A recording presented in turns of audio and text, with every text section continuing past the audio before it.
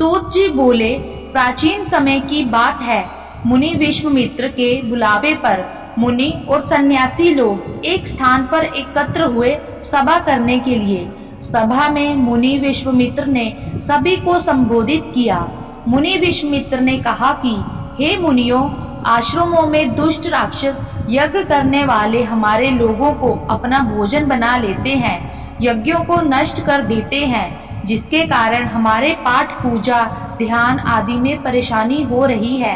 इसलिए अब हमें तत्काल उनके कुकृत्यों से बचने का कोई उपाय अवश्य करना चाहिए। मुनि विश्वामित्र की बातों को सुनकर वशिष्ठ मुनि कहने लगे कि एक बार पहले भी ऋषि मुनियों पर इस प्रकार का संकट आया था। उस समय हम सब मिलकर ब्रह्मा जी के पास गए थे। ब्रह्मा जी ने ऋषि मुनियों को संकट से छुटकारा पाने के लिए उपाय बताया था। ऋषि लोगों ने ध्यान पूर्वक वशिष्ठ मुनि की बातों को सुना और कहने लगे कि वशिष्ठ मुनि ने ठीक ही कहा है, हमें ब्रह्मा देव की ही शरण में जाना चाहिए। ऐसा सुन सब ऋषि मुनियों ने स्वर्ग को प्रस्थान किया। मुनियों के इस कष्ट को सुनकर ब्रह्मा जी को बड़ा आश्चर्य हुआ।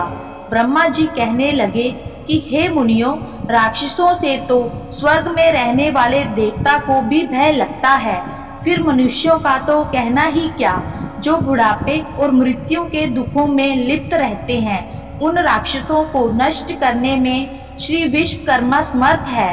आप लोग श्री विश्वकर्मा के शरण में जाएं।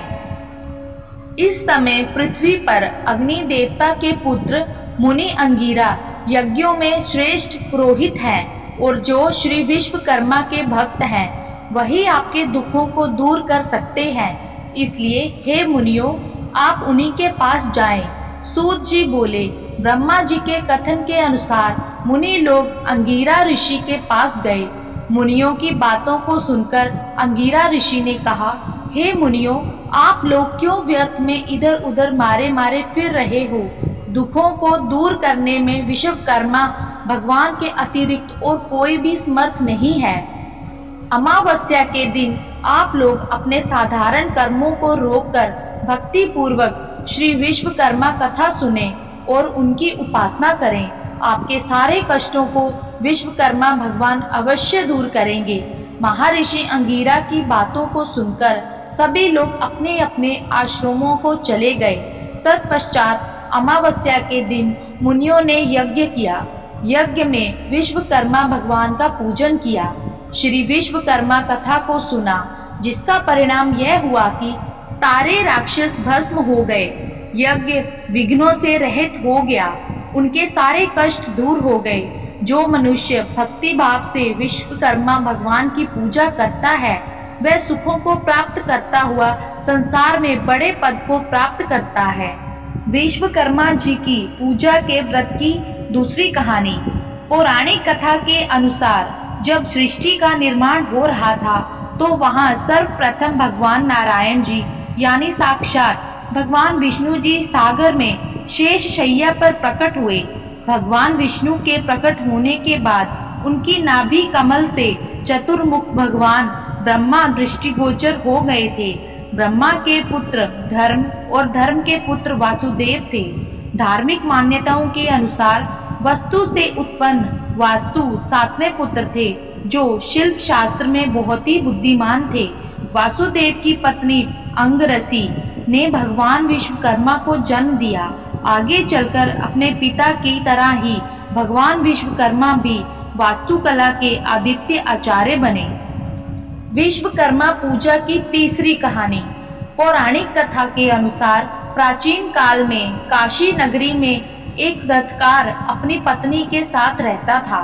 वह अपने कार्य में निपुण था, लेकिन फिर भी वह भोजन से अधिक धन नहीं कमा पाता था।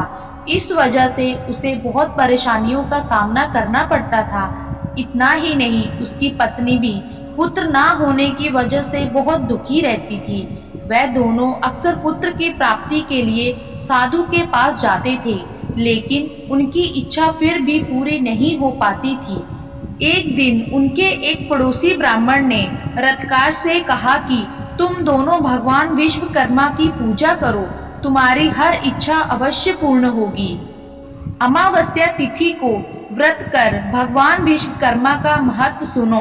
अपने पड़ोसी के ऐसा कहने पर अगली अमावस्या को रथकार की पत्नी ने भगवान विश्वकर्मा की पूजा पूरी श्रद्धा से की।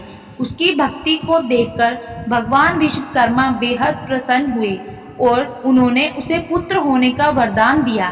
भगवान विश्वकर्मा के आशीर्वाद से रथकार की पत्नी को एक बेहद खूबसूरत पुत्र हुआ।